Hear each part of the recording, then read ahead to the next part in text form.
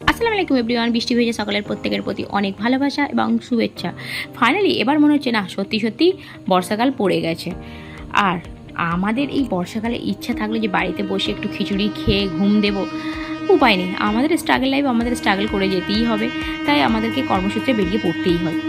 এই একটা জায়গা যেখানে আমার মনে হয় অর্ধেক জীবন দাঁড়িয়ে দাঁড়িয়ে কেটে যাবে। হ্যাঁ, এই রেলওয়ে ক্রসিং তোমরা শুনতে পাচ্ছ। তবে বৃষ্টির পর প্রকৃতি যেন একটা আলাদাই রূপ ফিরে পায়। আমার যেন মনে হয় বৃষ্টির পরে গাছপালাগুলো যেন ওর রং আরও ফুটে ওঠে, যেন সবুজের বাহারটা আরও বেশি ফুটে ওঠে ওদের মধ্যে। তো দেখতে খুব সুন্দর লাগে। আর আমাদের রেলওয়ে ক্রসিংয়ের এই আশেপাশে এই যে সবুজ মাঠ গাছপালাগুলো আছে, দেখতে বেশ ভালো লাগে। আর গাছগুলোও দেখতে খুব সুন্দর, একদম ঘন ঘন পাতায় ভর্তি। তো এই জায়গাটায় আমাকে প্রায় প্রতিদিনই অনেকক্ষণ করে দাঁড়াতে হয়। যাই হোক, ফাইনালি আমার স্কুলে যখন এলাম তারপরে দেখলাম ঝরঝর করে আরও বৃষ্টি শুরু হয়ে গেল। আর দেখতে কি সুন্দর লাগছিল। ভাবলাম একটা ছোট ভিডিও তোমাদের জন্য বানিয়েই ফেলি, তাই একটা ছোট